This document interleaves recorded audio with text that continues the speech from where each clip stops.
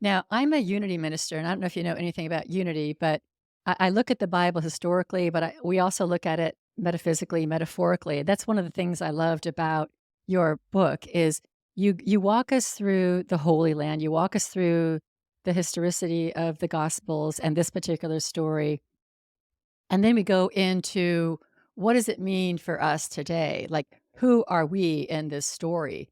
And I think that's the biggest takeaway for people.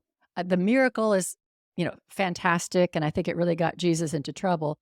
But then there's also how does this pertain to my life? Because I think a lot of people don't identify with Bible stories because these are people a long time ago, and we don't even know if it's real, and all the things that people put forth as arguments why we shouldn't pay attention to it. But ultimately, I think these stories do help us live our lives too.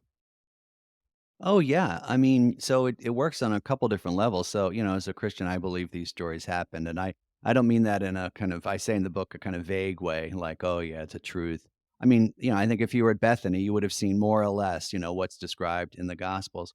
But that's a really good question, Carol, because we can say, all right, I believe in the story, but like, okay, so what? So Jesus raises Lazarus from the dead.